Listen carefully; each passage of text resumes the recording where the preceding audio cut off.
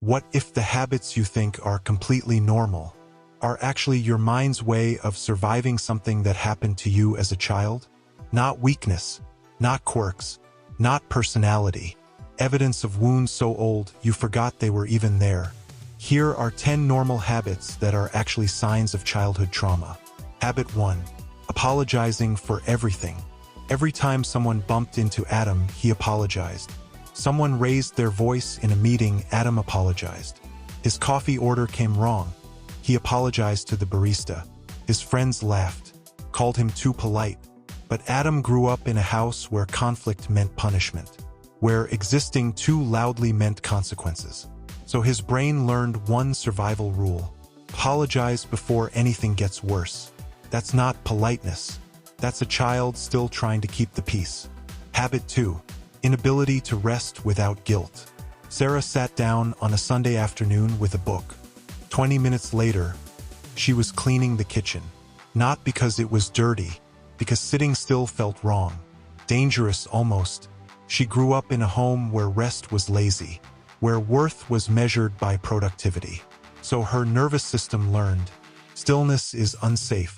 Even now, at 24, her body still believes it. Habit 3. Reading the room constantly. The moment James walked into any room, he already knew who was upset, who was tense, who was about to explode.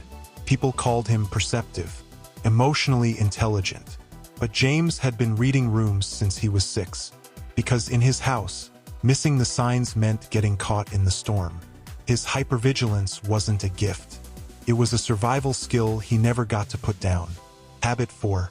Difficulty accepting love. Every time Maya's boyfriend did something kind, she waited for the catch. Flowers meant he wanted something. Kindness meant disappointment was coming. She didn't choose this thinking.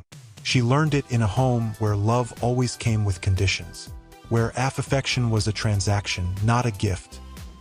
Habit 5. Overthinking every interaction. After every conversation, Lucas replayed it. Did he say too much? Too little? Did they seem annoyed? He couldn't just talk to people and move on, because growing up, every word he said was scrutinized, criticized, used against him later. So his brain built a quality control system, analyzing every interaction before anyone else could use it as a weapon. Habit 6. People-pleasing. Nora couldn't say no. Extra shift? Yes. Uncomfortable favor? Yes. Giving up her own plans? Yes. She thought she was just helpful. But Nora grew up where her needs didn't matter, where keeping others happy was the only way to feel safe. Saying no felt like risking everything, so she never did. Habit 7. Minimizing your own pain. I'm fine. Others have it worse. Ethan said this every time someone asked how he was doing. He genuinely believed his pain wasn't valid enough to mention. Because growing up, his feelings were dismissed. Cry and you were dramatic. Hurt and you were weak. So he learned to shrink his pain until he couldn't feel it anymore. The problem is, unfelt pain doesn't disappear. It just hides. Habit 8. Fear of confrontation. When Lily's roommate crossed her boundaries repeatedly, she said nothing, wrote it in her journal, vented to friends, lost sleep over it, but said nothing to her roommate, because in her house, confrontation never ended well. Voices raised, doors slammed, silence for days. So her brain made a simple calculation. Staying silent is always safer than speaking up. Habit 9. Achieving but never feeling enough. Every promotion, every milestone, every achievement, and Ryan still felt empty, like nothing was ever quite enough. Because growing up, praise was conditional. Every achievement was met with, yes, but what about this? So he kept chasing, kept achieving, looking for the approval that never came, from the only people whose approval ever really mattered. Habit 10. Struggling to identify your own feelings.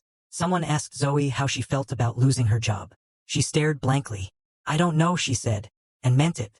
Growing up, her feelings were irrelevant. Nobody asked. Nobody modeled how to process emotions. So she never learned the language of her own inner world. Now, when big feelings arrive, she has no words for them. Just a strange heaviness she can't explain. Payoff plus resolution. Here's what I need you to understand. Every single habit on this list was once the right response to the wrong environment. Apologizing kept you safe. People-pleasing kept the peace. Hypervigilance protected you from storms you couldn't control. These weren't weaknesses. They were a child's brilliant adaptations to a world that asked too much of them too soon. But here's the painful truth. You are not that child anymore. The environment changed. Your nervous system just never got the update. Adam still apologizes, but now he catches himself and asks why. Sarah still feels guilty resting, but now she rests anyway. Lily still hates confrontation, but now she speaks up, one small word at a time. Healing doesn't mean the habits disappear overnight. It means understanding where they came from, and slowly, gently choosing differently. Not because you have to, but because you finally know. You were never the problem. You were just trying to survive.